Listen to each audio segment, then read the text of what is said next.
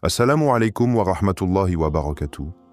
Mes chers frères et sœurs, ce que vous allez entendre aujourd'hui dépasse la simple curiosité. Ce n'est pas une théorie, ce n'est pas une légende, c'est une réalité prophétique, enracinée dans les textes, soutenue par des signes et rendue inévitable par la volonté d'Allah. Le personnage du Mahdi ne surgira pas du désert par désir personnel. Il n'aspirera pas au pouvoir ni à la gloire. Au contraire, il fuira, il refusera, il pleurera. Et pourtant, Allah l'obligera à apparaître, malgré lui. Car le monde n'attendra pas qu'il soit prêt. Parce que l'heure aura sonné, et que lorsque le décret d'Allah descend, nul ne peut s'y soustraire. Frères et sœurs, nous vivons une époque où tout s'accélère. L'injustice devient une norme. Les voix de la vérité sont étouffées. Le désespoir s'installe dans les cœurs des opprimés.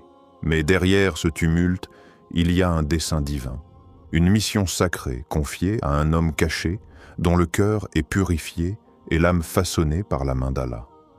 Et cet homme, qu'on appelle le Mahdi, ne choisira pas ce destin. C'est le destin qui le choisira. Il sera contraint de sortir de son anonymat, non pas par la pression du peuple, mais par le décret du ciel. Il ne se lèvera pas parce qu'il le veut, mais parce qu'il y sera forcé. Le prophète Mohammed a dit « Al-Mahdi fera partie de ma famille. Allah le préparera en une nuit. » Une nuit, pas des années, pas des décennies.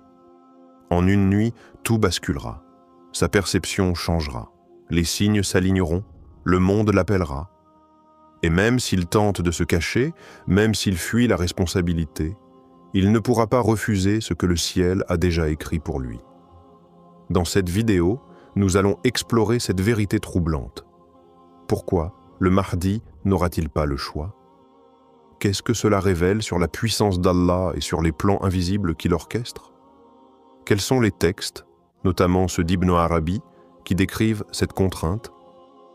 Et pourquoi cette révélation change-t-elle notre façon de voir l'attente, la préparation et l'espérance? Restez bien jusqu'à la fin, car ce que vous allez entendre pourrait complètement bouleverser votre vision de ce qui est en train d'arriver dans le monde. Le Mahdi n'est pas un révolutionnaire. Ce n'est pas un homme qui cherche à se faire remarquer. Ce n'est pas un leader politique qui bâtit une stratégie d'ascension. C'est un serviteur effacé, humble, retiré, profondément marqué par la crainte d'Allah. Et lorsqu'il comprendra que le destin le désigne, sa première réaction sera la fuite. Il tentera de s'éloigner, de se cacher, de se retirer dans le silence, car le poids qu'on place sur ses épaules est inhumain. Il n'en veut pas. Il ne le demande pas. Et pourtant, Allah l'y conduira. Les récits prophétiques sont clairs. Le Mahdi sera à Médine, et lorsqu'il se verra reconnu, il s'enfuira vers la Mecque. Il cherchera refuge. Mais même dans le sanctuaire sacré, les gens viendront à lui. Un groupe de croyants le traquera, non pas pour l'emprisonner, mais pour lui prêter serment d'allégeance, à la Kaaba.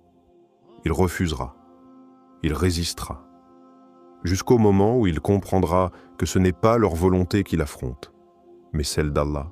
Pourquoi cette fuite? Pourquoi ce rejet? Parce que le Mahdi est conscient de la gravité de sa tâche. Il ne voit pas cette mission comme un honneur, mais comme une responsabilité écrasante. Il connaît les textes. Il sait qu'il devra affronter les plus grands ennemis de cette terre. Il sait qu'il sera au cœur de conflits immenses. Il sait qu'il mènera des batailles, pas seulement contre des armées visibles, mais contre les forces du faux, de l'hypocrisie, de l'oppression spirituelle et politique. Il ne veut pas cette guerre, mais cette guerre le réclame. Ce refus est un signe de sincérité, car seul un homme pur, dénué d'ego, tremble devant une telle responsabilité. Le Mahdi ne veut pas guider les musulmans, il ne veut pas être un héros, il veut juste être un adorateur discret, mais le monde brûle, et Allah ne le laisse pas dans l'ombre. Le temps n'est plus à la retraite. Le temps est à l'action. Et l'ordre d'Allah est clair, sort. La fuite du Mahdi n'est pas une faiblesse. c'est une preuve de foi. C'est l'illustration d'un homme choisi pour une mission qu'il n'aurait jamais osé convoiter. Et c'est justement parce qu'il ne la cherche pas qu'il en est digne. Mais la dignité ne suffit pas. Quand le monde appelle, quand le ciel ordonne, même celui qui tremble doit se lever. Car il ne s'appartient plus, il appartient au décret d'Allah. Lorsque le Mahdi tentera de fuir son destin, ce ne seront ni les hommes, ni les discours, ni les événements politiques qui le feront changer d'avis. Ce sera une pression invisible, un appel intérieur, un ordre silencieux mais irrésistible, car Allah n'attend pas que ses serviteurs soient d'après, il les prépare. Et quand le moment est venu, il les pousse, parfois de force, vers ce qu'il a décrété pour eux. Le prophète a dit qu'Allah préparera le Mahdi en une nuit. Cela signifie une transformation soudaine, un éveil intérieur, un changement radical d'état. En un instant, l'âme du Mahdi est inondée de certitude. Il comprend que ce n'est plus une question de choix. Il sent que sa vie n'a été qu'une préparation silencieuse à ce moment. Tout s'aligne, tout l'appelle. Le monde l'attend. Et il ne peut plus reculer. Le serment d'allégeance à la Kaaba n'est pas une simple formalité. C'est un acte prophétique, le point de bascule. Ce sont les croyants eux-mêmes, sans leader, sans plan, qui viendront vers lui, le reconnaîtront et le forceront à accepter. Il n'aura plus d'échappatoire. C'est Allah qui guide les cœurs, c'est lui qui oriente les pas, c'est lui qui révèle les vérités cachées. Et quand il décide, même l'élu ne peut refuser. Le monde ne restera pas silencieux pendant que le Mahdi se cache. Bien au contraire, ce sont les signes, les événements, les bouleversements soudains qui vont rendre son apparition inévitable. L'état chaotique de la Oumma, les divisions internes, les guerres, les injustices mondiales, tout cela crie vers le ciel. Et la réponse d'Allah, c'est l'envoi d'un homme guidé. Quand les musulmans n'auront plus de direction, quand les puissants écraseront les faibles sans retenue, quand l'injustice deviendra loi, alors le Mahdi sera forcé de sortir. Ces signes sont déjà là.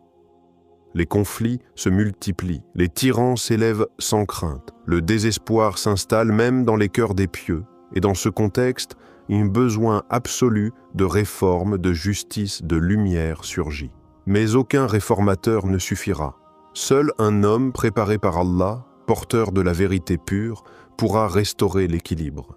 Et ce besoin, cette soif mondiale, c'est ce qui contraint le Mahdi. Même s'il veut s'effacer, même s'il se juge indigne, l'état du monde le rappelle à sa mission. Il est comme un prophète, refusant l'ordre, mais ne pouvant l'ignorer. Les signes extérieurs s'ajoutent à sa transformation intérieure. Le monde l'appelle. Les croyants le cherchent. Les ennemis le craignent sans même le connaître.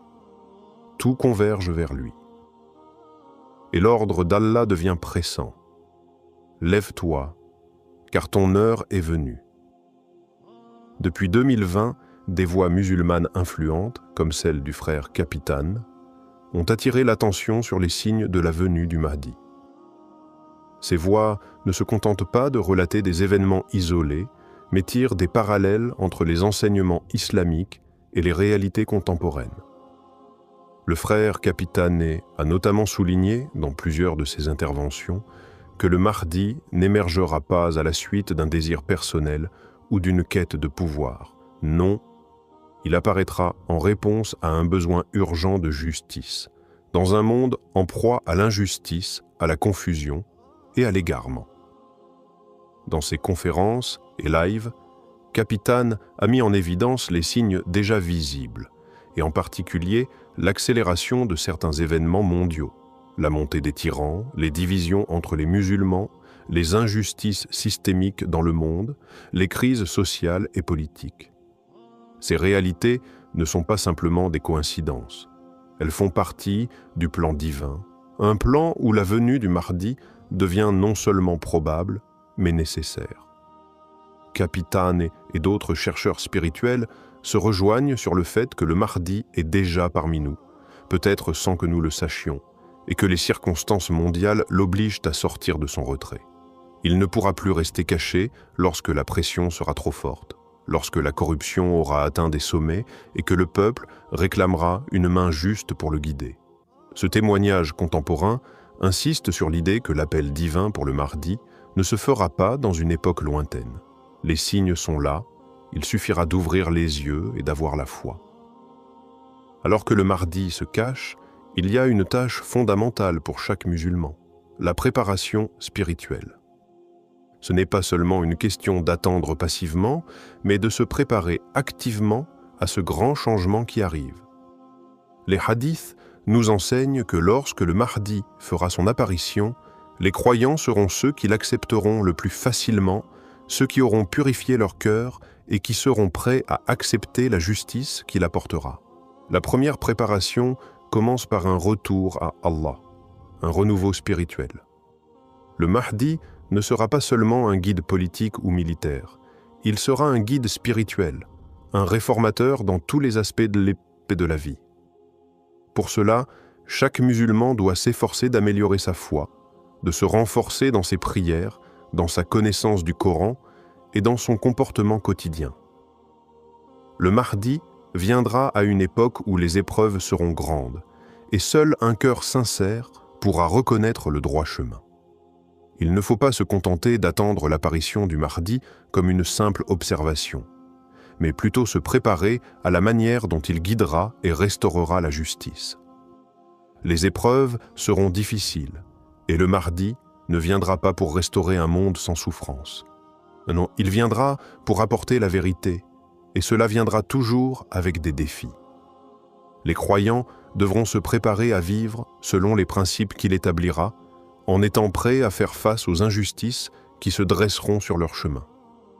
Le chemin vers la venue du Mahdi exige donc une grande discipline spirituelle, un éveil intérieur et une anticipation de l'appel divin qui ne manquera pas de se faire entendre.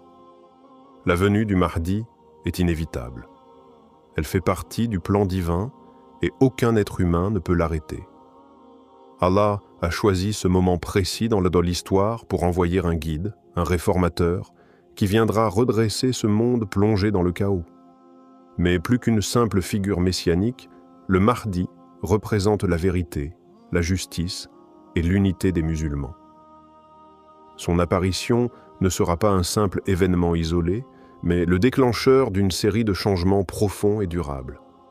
La venue du Mahdi, bien que contrainte par le décret divin, ne signifie pas que nous devons ignorer notre rôle dans ce monde.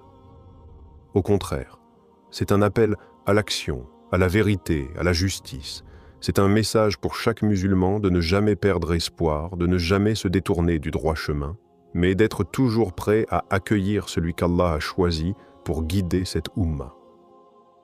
Nous devons toujours être en attente, dans la préparation et dans la supplication. En fin de compte, c'est dans la foi et l'espoir que la véritable victoire se trouve. Que cette vidéo vous rappelle que la patience et la préparation spirituelle sont des clés essentielles pour comprendre le rôle que le Mahdi jouera dans le grand dessein d'Allah.